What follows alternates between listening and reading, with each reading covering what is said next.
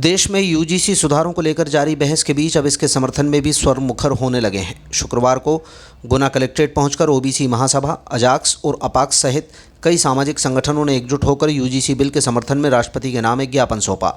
इन संगठनों ने स्पष्ट रूप से कहा कि प्रस्तावित यूजीसी सुधार पूरी तरह से सही हैं और इन्हें अविलंब लागू किया जाना चाहिए, क्योंकि ये समाज के कमज़ोर वर्गों को न्याय दिलाने में सहायक सिद्ध होंगे।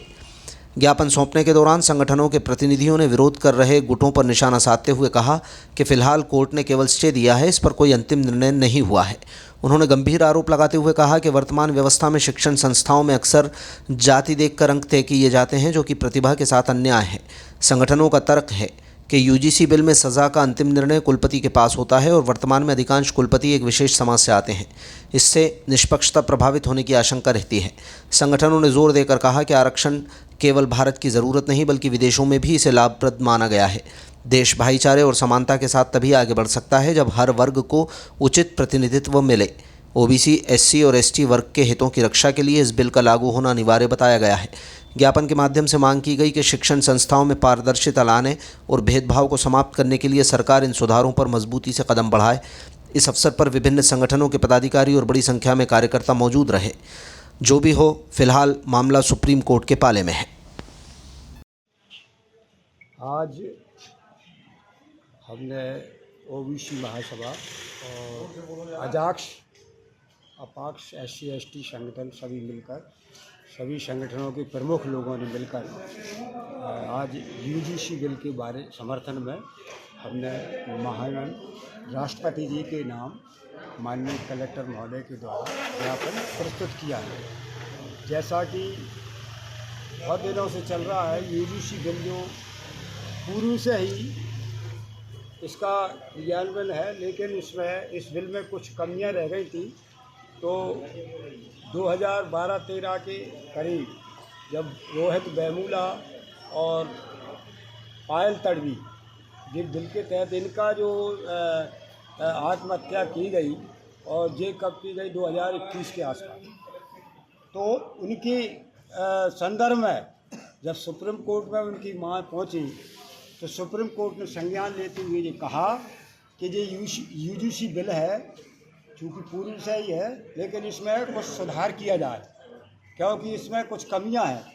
तो उन सुधार करते हुए भारत सरकार ने उसमें एक कमेटी बनाई सांसदों की, और कमेटी के द्वारा उसमें ओबीसी के छात्रों को, ओबीसी वर्ग को भी जोड़ दिया गया और उस बिल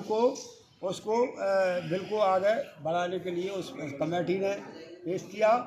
और जो बिल पास होने वाला था अभी संसद में आया नहीं है, तो इसके विरोध में कुछ संगठनों ने विरोध किया और इस बिल के विरोध में ज्ञापन दिया और उसमें स्टे मिल गया।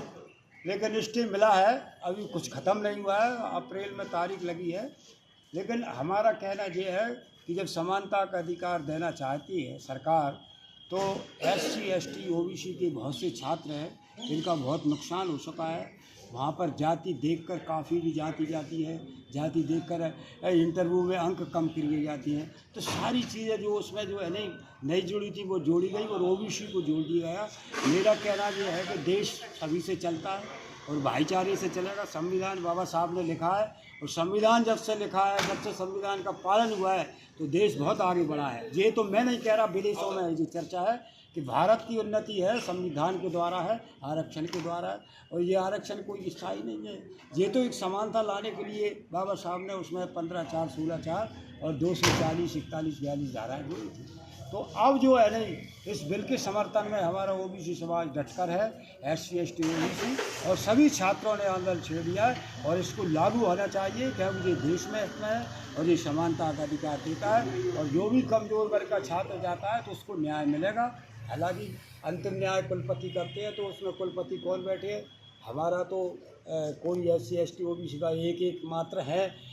48 कुलपतियों में से 45 ब्राह्मण समाज के बैठे हैं, एक एससी का, एक एसटी का और 5 ओबीसी के हैं कुल।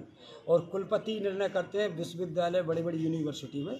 तो ये सारी चीज़ों को लेकर हम यूजीसी बिल के समर्थन में है। हमारी ओबीसी महासभा ने पूरे भारत में आज 31 तारीख को दिया है और हमारे साथ एससी एसटी ओबीसी के सारे संगठन हैं। भोपाल में भी जो तय हो चुका है, दिल्ली में भी हो चुका है।